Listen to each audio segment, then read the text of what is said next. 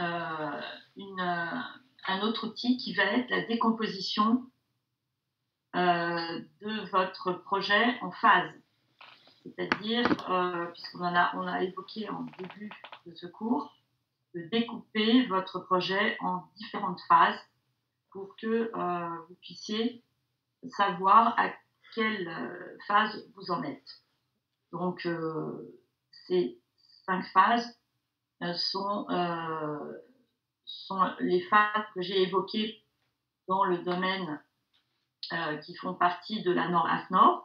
Donc, l'émergence, ça correspond à l'idée. L'étude de faisabilité, c'est justement de vérifier la possibilité de faire votre projet. La planification, c'est comme son nom l'indique, la prévision des différentes tâches. La réalisation, ça correspond au jour J où vous allez courir le marathon. Et la mise en exploitation, pour moi, ce sera le bilan. Donc, la réalisation, ce sera le jour J. Et la mise en exploitation, ce sera, pour moi, le bilan du marathon. Donc, j'explique bien ce petit dossier parce que vous aurez à le mettre en musique avec votre équipe. La troisième page de ce dossier, c'est les scénarios avec les différents jalons. Et là, c'est un scénario inscrit dans dans un calendrier. Je souhaite des jalons. Alors, qu'est-ce que c'est que le terme de jalon? Le terme de jalon correspond à un passage de phase. On l'a vu très rapidement lorsque j'ai découpé mon projet en morceaux. Eh bien, je passe d'une phase à une autre avec un jalon. Qu'est-ce que c'est qu'un jalon? Un jalon, c'est simplement un point, un jour précis, où en général, on prend la décision de passer à l'étape suivante. Donc le jalon se définit comme étant la prise de décision qui se fait de savoir si on s'arrête ou si on continue. Donc il est matérialisé sur, si je reviens en arrière assez rapidement, il est matérialisé par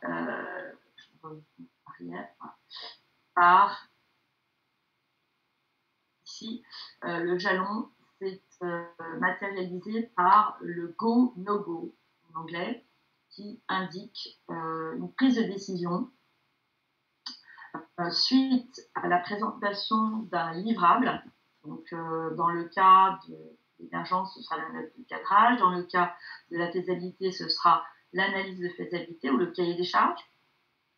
Dans le cas de la planification, ce sera peut-être un graphe Gantt, etc. Donc, à chaque fois, chaque jalon, il y aura une décision de passer à l'étape suivante.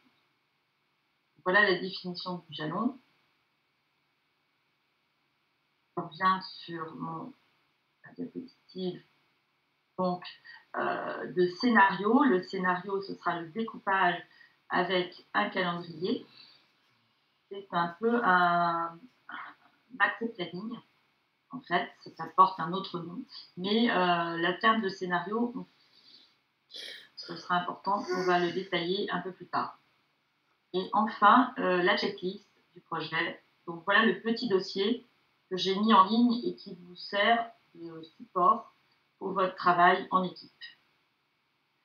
Si je reprends l'idée de la carte heuristique, je l'ai ici déployée pour montrer le cours de gestion de projet. Donc le cours de gestion de projet, vous voyez, je les ai mis, ça vous donne une idée de ce que vous pouvez faire pour le marathon. C'est-à-dire que j'ai un certain nombre de notions que je développe. Alors là, c'est une représentation circulaire, pourquoi pas. Après, à vous de voir ce qui vous convient le mieux. Donc ici, j'ai mis en jaune les différents outils que nous allons voir concernant ce cours, le management de projet. Donc la carte heuristique est le premier outil. À partir de les différents outils vais donc développer les différents outils. Et donc, nous avons cours demain matin et nous avons cours vendredi. Donc, je vais développer différents outils au cours de ce cours de management. En ce qui concerne la notion de projet, on est en train, pour l'instant, de travailler sur une notion de projet personnel. Et maintenant, je vais commencer une deuxième partie de ce cours qui est de développer la notion de projet en entreprise, ce qui n'est pas la même chose. Et pour cette notion de projet en entreprise, on utilisera un outil, une matrice, et ça, je développerai cet outil demain matin. Tout de suite, je vous propose de vous informer un petit peu sur les acteurs du projet en entreprise, parce que c'est des notions avec une terminologie qu'il est nécessaire de passer en revue pour s'accorder sur les termes que vous aurez peut-être l'occasion de rencontrer en entreprise. Donc, je vous propose d'écrire les différents acteurs d'un projet en entreprise. Donc, quels sont les acteurs du projet en entreprise? Eh bien, il y a un certain nombre de termes que l'on va voir ensemble. Qu'est-ce qui distingue d'un projet personnel d'un projet en entreprise? Tout simplement, en général, la taille du projet, sa place dans l'organisation et également ses enjeux. C'est évident que si vous êtes en train d'élaborer un nouveau produit ou un nouveau service, d'essayer de conquérir un nouveau client ou de construire une extension d'un atelier ou même carrément une nouvelle usine, eh bien, tous ces projets sont de taille bien plus importante qu'un projet personnel. Et de ce fait, vous êtes allé mettre en place une nouvelle organisation et de nouveaux outils. Et pour cela, il faut bien sûr vérifier que le projet va s'inscrire dans la stratégie de l'entreprise. Pourquoi? Parce que lorsqu'on a une très bonne idée, ça ne suffit pas. Une bonne idée ne suffit pas, il va falloir vérifier que l'idée que l'on a va être acceptée, ou en tout cas, il va falloir pouvoir convaincre lorsqu'on est en entreprise. Donc, j'ai mis ici un petit bonhomme vert qui vous indique que tout peut bien se passer si effectivement vous allez dans le flux de la stratégie de l'entreprise. En ce qui concerne les autres points qui sont évoqués ici, vous voyez que j'ai des petits bonhommes orange qui sont apparus, à savoir que malheureusement, dans la gestion d'un projet en entreprise, il y a beaucoup de moments où ça peut coincer. En particulier, vous voyez le premier petit bonhomme jaune qui est apparu concerne le commanditaire. Qu'est-ce que c'est que le commanditaire? On va le développer tout de suite. C'est celui qui fit dans le projet. Donc, ce projet doit être défini et validé par un financeur. Ensuite, vous avez l'équipe projet. La gestion d'une équipe projet, là aussi, il y a des soucis possibles dans la gestion d'une équipe projet. Donc, c'est pour ça que j'ai mis un petit bonhomme orangé, parce que ça peut être une source de conflit. Ensuite, au niveau de la fabrication de l'équipe, on verra qu'elle est transverse, qu'elle peut avoir différents niveaux de hiérarchie, ou également elle peut aussi rassembler des personnes qui n'ont pas tout à fait la même vision des choses. Ça peut être une richesse, mais ça peut être aussi une difficulté. Il y a aussi le pilotage, ça a demandé beaucoup de rigueur. Il va y avoir aussi la notion de diplomatie à mettre en œuvre, qui peut être une source de conflit, puisque on est dans le cadre de quelque chose qui perturbe les organisations. Et enfin, la prise de risque doit être calculée de manière formelle, c'est-à-dire qu'il va y avoir une démarche d'analyse de risque qui va être indispensable. Enfin, il faut bien sûr s'attendre à beaucoup réfléchir avant de se lancer. Et enfin, on peut aussi se rendre compte qu'il y a des projets qui s'inscrivent de manière euh, très disons, de manière très interne aux entreprises, qui sont en fait, je distingue cette activité de projet différente d'une activité récurrente et stable, qui sont les processus industriels qui sont dans les entreprises, puisque nous, on va s'appuyer sur ce qui marche déjà dans l'entreprise pour essayer de limiter les perturbations de notre projet dans l'entreprise. Voilà un petit peu les différences entre un projet personnel et un projet en entreprise qui sont absolument indispensables d'avoir à l'esprit pour se lancer ou participer à ce projet en entreprise. Alors, les différents acteurs, on va avoir assez vite, ici vous allez avoir ce qui est attendu d'un chef de projet.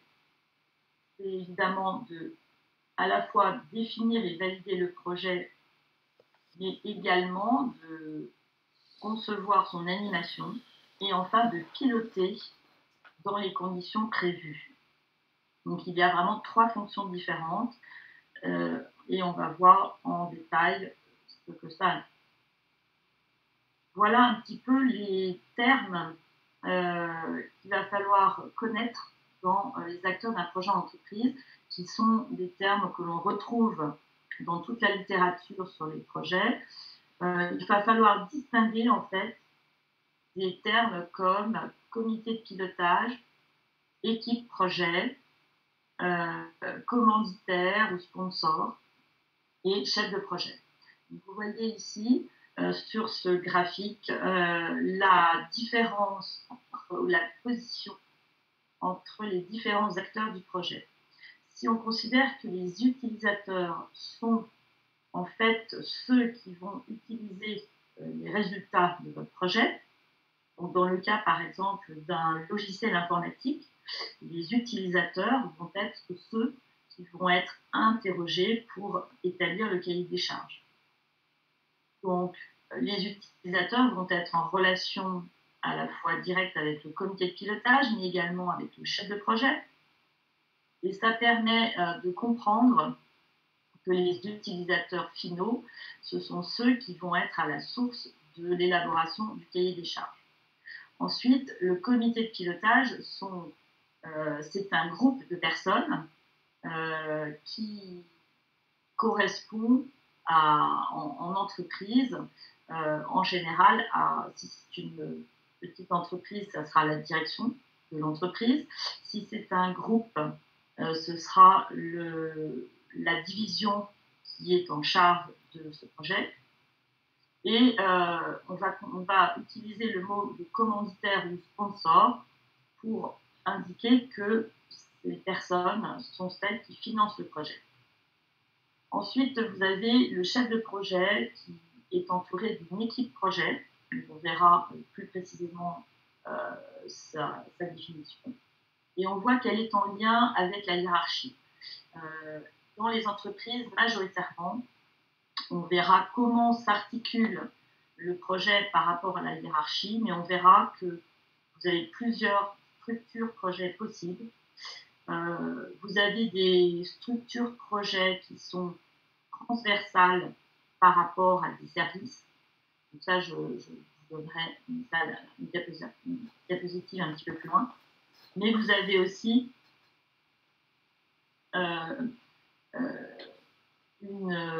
des structures projets qui peuvent être complètement sorties d'une entreprise pour à ce moment-là être indépendant de la hiérarchie. Donc ça, c'est le cas de petits projets ou de start-up créés pour lancer un projet indépendant. Donc ici, on va se situer malgré tout dans le cadre d'une entreprise parce que la plupart des projets se démarrent dans les entreprises avant éventuellement d'être sortis. Vous voyez en dessous les responsables de l'eau de travaux et tout ce qui est partenaires ou prestataires qui vont interférer sur les projets. Donc là aussi, on aura l'occasion de revenir sur ces différents acteurs. Donc, pour bien définir les différents acteurs du projet, il faut avoir à l'esprit les différents rôles qu'ils auront à assumer. En particulier, il faut bien distinguer le commanditaire du chef de projet. Pourquoi est-ce qu'on fait cette distinction? Eh bien, c'est parce que le chef de projet est nommé en général et il va être sous les ordres du donneur d'ordre parce que c'est le donneur d'ordre qui détient les cordons de la bourse. Et donc, il est très important que le chef de projet soit en très bonne communication avec ce commanditaire. Donc, le commanditaire, en général, c'est lui qui va être en charge de définir la pertinence du projet et également c'est lui qui va réorienter le projet au niveau stratégique et c'est lui aussi qui va avoir des réunions régulières avec le comité de pilotage pour éventuellement réorienter ou demander par exemple une rallonge budgétaire. Donc vous voyez que le donneur d'ordre va avoir besoin d'être en lien avec les utilisateurs et c'est lui qui va être à la source également de la validation du cahier des charges. Pour différencier le chef de projet, lui, il est beaucoup plus dans l'opérationnel, c'est le maître d'œuvre. C'est lui qui va rendre des comptes au commanditaire, c'est lui qui va manager l'équipe projet et c'est lui qui va être responsable de l'atteinte des objectifs. Dans le triangle dont on a parlé tout à l'heure, qui est un triangle qui correspond à un triangle qui s'inscrit, qui est un triangle en fait tout à fait, on va dire, qui permet en fait de situer les objectifs, c'est-à-dire que les objectifs doivent toujours être définis en termes de performance, coût et délai pour pouvoir, et lorsque le délai s'allonge par exemple, eh bien, il faudra toujours voir comment cet équilibre va se faire par rapport au coût, par rapport à la qualité de l'objectif. Donc il y a toujours cet équilibre entre les trois éléments qu'il faudra bien sûr avoir à l'esprit. Et on verra par exemple que si le délai s'allonge, eh bien, on pourrait peut-être avoir besoin de remettre en perspective la performance pour demander éventuellement soit d'avoir une rallonge budgétaire pour gagner du temps, parce que si le délai s'allonge, on a une difficulté avec personne et savoir si on peut substituer cette personne avec laquelle on a un problème de délai. Et pour cela, parfois, ça peut avoir un coût. Donc cet équilibre est toujours à maintenir en fonction des aléas et on verra comment négocier ces différents risques de ce triangle performance coût délai. En ce qui concerne maintenant l'équipe projet, on va s'apercevoir que l'équipe projet, elle doit être définie. Ce sont des personnes qui vont être choisies pour faire partie de l'équipe projet et elles vont apporter chacune un savoir-faire. Donc l'équipe projet, elle va être en général, ça va être une équipe qui est assez réduite. Euh, pour, pour la question que je vais vous poser, c'est de savoir, à votre avis, combien de personnes peuvent être dans une équipe projet? Est-ce qu'il y a quelqu'un qui peut répondre à cette question?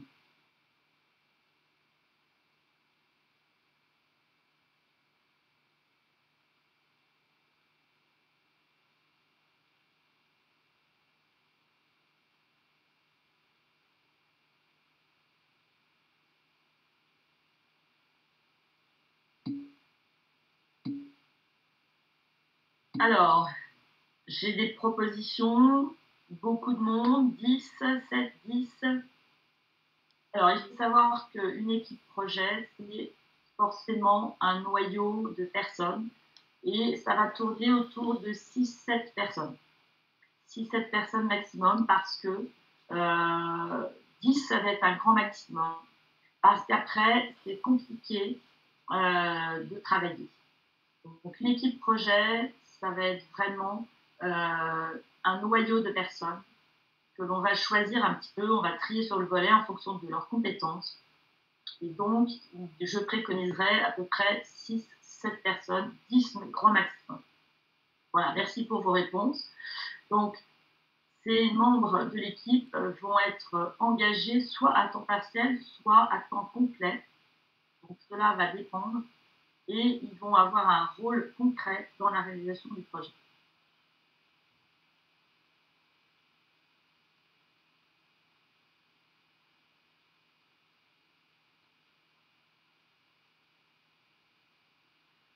En ce qui concerne maintenant les différents partenaires, les partenaires d'un projet, ce sont les personnes qui ont des intérêts dans le projet ou qui seront affectées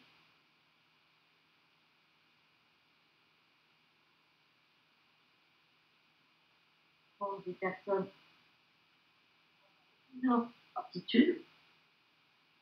Et on a besoin de communiquer correctement par rapport à ces personnes parce que il se trouve que dans tout projet, vous allez avoir des personnes qui auront des profils différents et on se rend compte que très souvent, il peut même y avoir des personnes qui ne seront pas forcément d'accord avec le projet et qui pourraient devenir résistantes.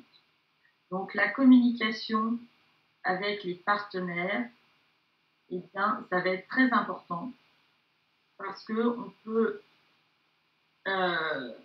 la diplomatie va être nécessaire par rapport aux personnes qui seront impactées par le projet. Donc,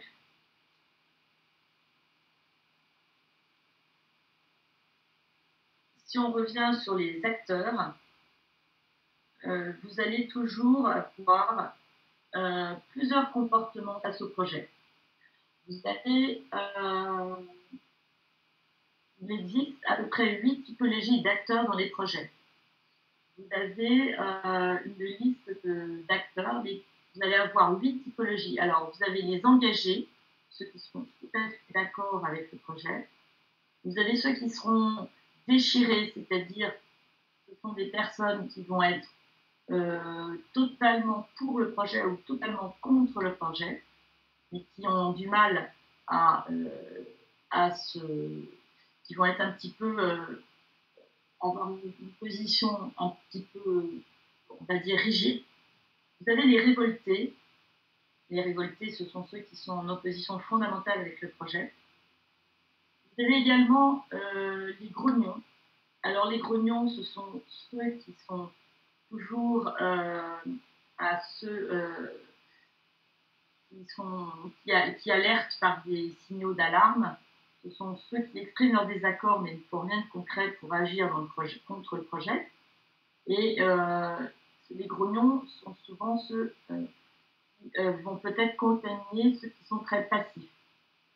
Donc les passifs, c'est en général la majorité silencieuse Et c'est ce qui constitue l'enjeu du projet, parce que les passifs, ils n'aiment pas tellement participer. Donc, ils n'ont pas forcément d'opinion, ils ne se sentent pas concernés par le projet, et ils sont en général ni opposants, mais on ne peut pas compter sur eux pour faire avancer les choses. Et peuvent facilement glisser vers l'opposition si on les passifs. Il faut absolument les cerner et faire attention à ces personnes. Les grognons peuvent contaminer les passifs. Donc les engagés sont très impliqués dans la vie du projet et parfois manquent un petit peu de capacité critique.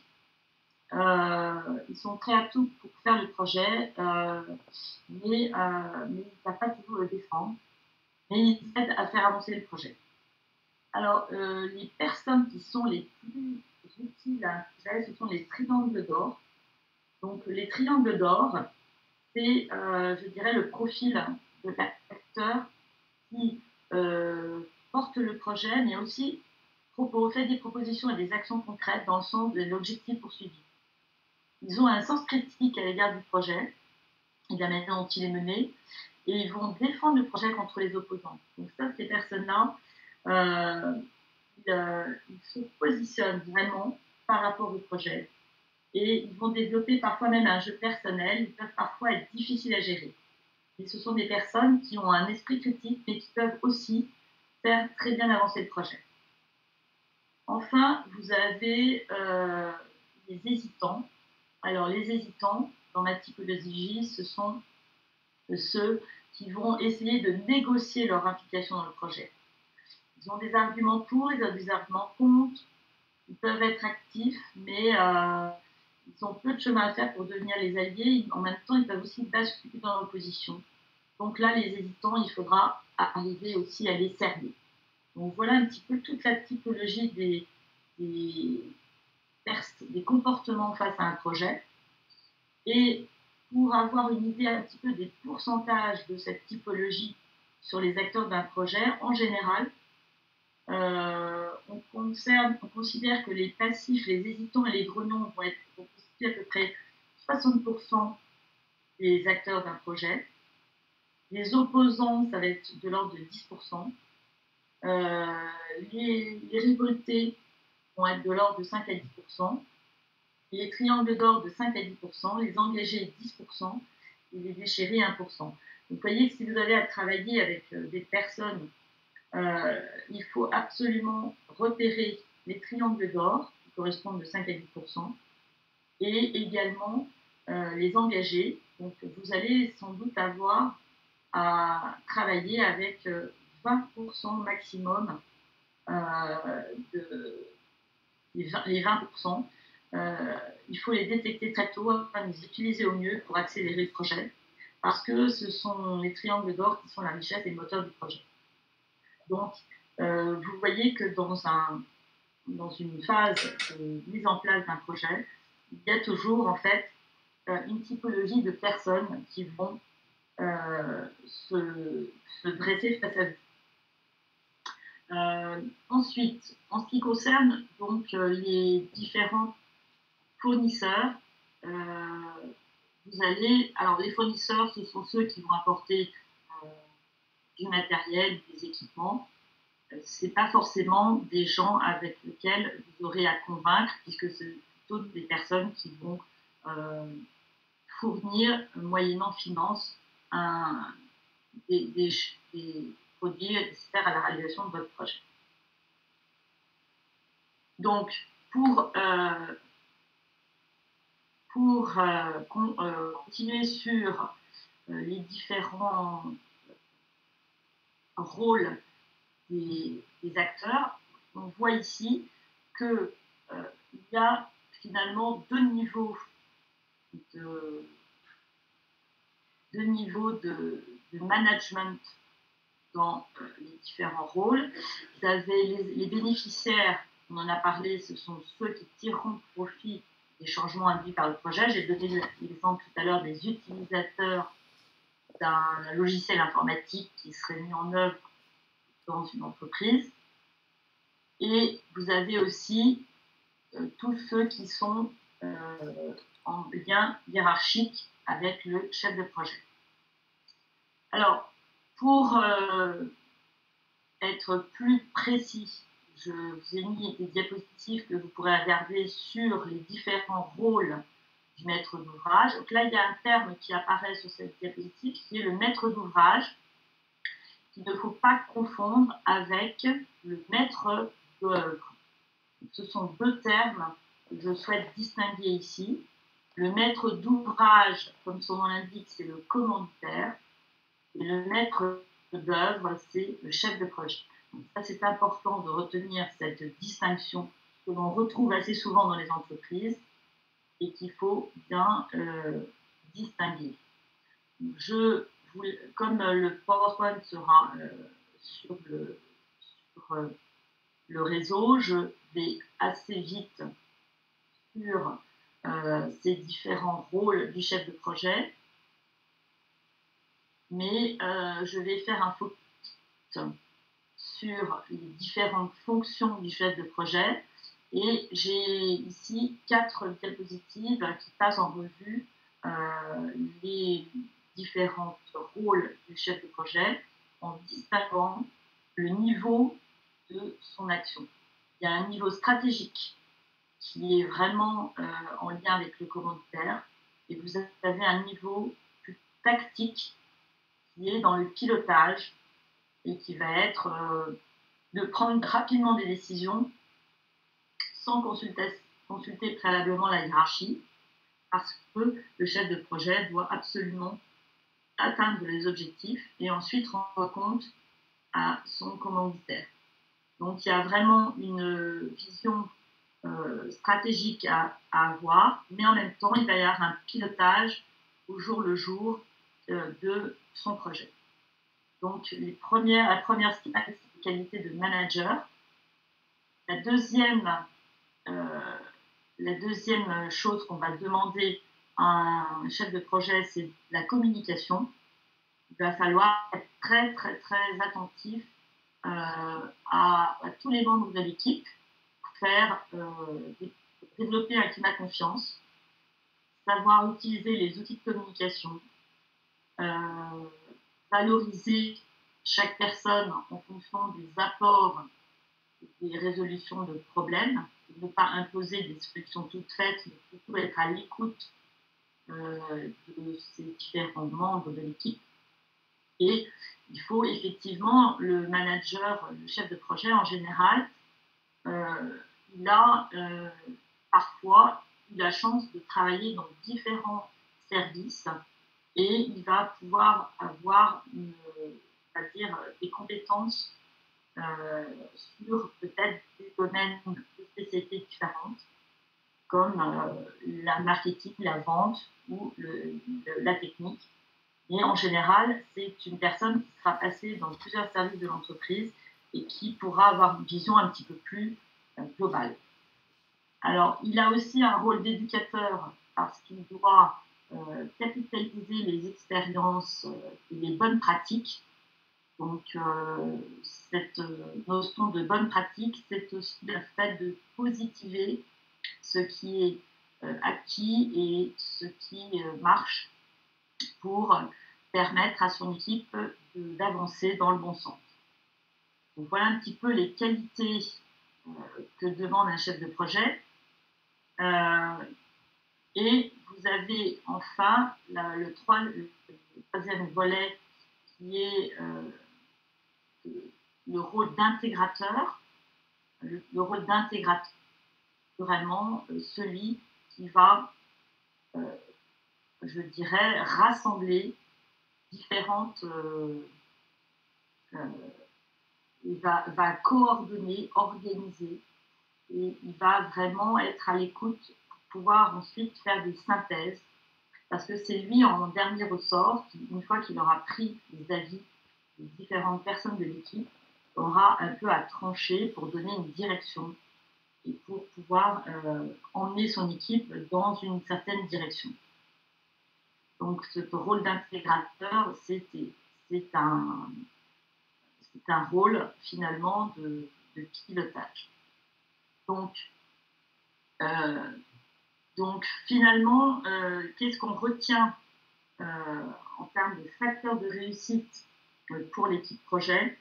Eh bien, c'est que la motivation, on va le voir, ne va pas être toujours euh, présente et que le chef de projet va devoir soutenir la motivation de ses troupes parce qu'on va voir qu'un projet, surtout si c'est un projet qui se déroule sur plusieurs mois, eh bien, il faut beaucoup de coopération, d'entraide et de créativité, d'arriver à laisser la créativité s'exprimer pour pouvoir sortir parfois de situations délicates. Donc les clés de réussite de son équipe projet sont très restreintes. Donc bravo pour ceux qui avaient répondu de 7 à 10. Vous avez ici effectivement le cœur de l'équipe projet. Et vous voyez que les règles du jeu sont à indiquer et ensuite il va y avoir des ajustements. Il y a une chose que je veux faire un focus sur le comité de pilotage, c'est le fait que parfois, malheureusement, le comité de pilotage pourrait être un poids pour le projet, surtout dans le cas où le comité de pilotage qui a décidé le projet a des difficultés à se réunir et à décider. Ça peut arriver parce que malheureusement, dans les organisations, souvent, le projet est décidé, le chef de projet a des difficultés, et le comité de pilotage reste indispensable pour soutenir le projet et sa pertinence. Et le chef de projet doit y aider. Pourquoi? Tout simplement parce qu'un chef de projet doit rendre des comptes au comité de pilotage, et dans les difficultés, le chef de projet ne doit pas se sentir seul, mais doit se sentir soutenu par le comité de pilotage, surtout s'il y a des modifications stratégiques sur la validité ou la pertinence du projet. Ça explique que le chef de projet doit être conscient qu'il n'est pas le seul pilote en avion, mais qu'il y a bien un comité de pilotage qui doit se réunir pour prendre des décisions. J'insiste beaucoup là-dessus et il faut absolument... Alors, je prendrai un exemple dans votre cas à vous. Vous avez à mener à bien un projet de master. N'hésitez pas, évidemment, à faire appel soit à votre maître d'apprentissage, soit à votre tuteur pour justement mettre en avant des difficultés et pour permettre d'avoir soit du soutien, soit des décisions quand vous sentez que c'est nécessaire dans si par exemple vous êtes bloqué par rapport à des informations que vous n'avez pas pour pouvoir agir, eh bien, c'est important de vous retourner aussi vers les différentes personnes qui sont là pour faire avancer votre sujet. Donc, donc ici, on verra plus précisément comment les relations s'établissent avec ce comité de pilotage. Ce qui est très important, c'est qu'un chef de projet doit toujours soigner le contact courtois avec les décideurs, il doit soigner le reporting, il doit publier les décisions prises et il faut surtout qu'il insiste pour avoir ces points de contact avec le comité de pilotage. Et parfois, les gens sont très pris, les personnes sont très prises et n'ont pas forcément le temps de consacrer à des contacts fréquents, mais il faut les solliciter et il faut bien sûr les organiser à l'avance. Donc voilà un petit peu les différents volets, ce que je voulais vous dire concernant les différents acteurs du projet. J'en arrive à la structure multifonctionnelle d'un projet en entreprise. Je vous disais que le projet pouvait être dans une entreprise sortie complètement de la structure en entreprise pour faire l'objet d'une rapport qui ne prend pas de ménage. Très souvent, la structure projet se définit de la même manière suivante. Elle est en matrice en fait avec différents services d'une entreprise. Ici, j'ai matérialisé les services en jaune qui sont verticaux. Vous voyez en fait que le chef de projet va souvent avoir dans son équipe une personne ou en général une personne de chacun des services et éventuellement il a donc un personnes qui appartiennent à des fonctions différentes dans l'entreprise, donc qui ont des visions également différentes et qui apporteront leurs compétences. Donc, par exemple, en matière financière, ce sera effectivement celui qui gérera le budget du projet. Vous aurez une autre personne qui sera en support technique et une personne éventuellement du service recherche et développement ou du service marketing qui vous aidera dans la communication pour le projet. Donc le chef de projet a affaire à des personnes qui sont chaque personne qui appartient à un autre service doit rendre des comptes à la fois au chef de projet et doit rendre des comptes sur son temps de travail à son chef de service. J'explique que dans les projets, dans les entreprises, il y a toujours une part, un pourcentage de temps passé sur le projet et de temps passé à faire les tâches pour lesquelles on est payé. Et donc, c'est ce qui rend parfois l'avancement du projet problématique parce que les personnes travaillent, font leurs tâches de fond, ce pourquoi elles sont payées, et elles participent au projet à une proportion de leur temps. Et donc, c'est la raison pour laquelle il faut toujours un petit peu se battre pour faire en sorte d'avoir des retours par rapport à l'avancement du projet. Alors, n'hésitez pas à intervenir si vous avez des questions par rapport à ça. La slide, enfin, la diapositive suivante vous montre les différentes structures possibles pour le positionnement d'un projet. Alors, vous avez des projets qui se matérialisent dans une culture fonctionnelle et vous avez des projets qui s'inscrivent dans une structure ponctuelle en dehors de l'entreprise. Et dans ce cas-là, la structure ponctuelle va être créée pour développer le projet et pour répondre à de nouvelles opportunités. Donc, on peut imaginer un service qui est créé spécialement pour s'occuper de ce projet. Donc, vous voyez ici que entre la coordination d'un projet au sein d'une entreprise et le fait de gérer un projet qui est dans une structure ponctuelle, le chef de projet, la différence va être que le budget alloué et le pouvoir du chef de projet augmente en fonction de là où il se trouve. Il aura moins de pouvoir s'il est en coordination que s'il se trouve dans une structure dédiée. Voilà ce que représente un petit peu ce graphique. Et on voit que lorsque l'on sort un projet, que l'on crée une structure spécifique pour le projet, eh bien on voit que évidemment le budget alloué pour la structure va matérialiser l'intérêt et la pertinence du projet. Donc ça indique que le chef de projet a beaucoup plus de pouvoir puisqu'il a réussi à négocier une enveloppe budgétaire pour répondre à cette nouvelle opportunité qui s'était donc présentée. Donc maintenant, vous savez la différence entre un projet personnel et un projet en entreprise. Donc, nous allons ensemble déployer de nouveaux outils et vous avez à vous les approprier et utiliser une démarche structurée. Voilà un petit peu la présentation que je voulais vous faire ce matin. Je réponds. Donc, pour moi, en fait, le projet en entreprise est un projet effectivement plus complexe qui à mettre en œuvre.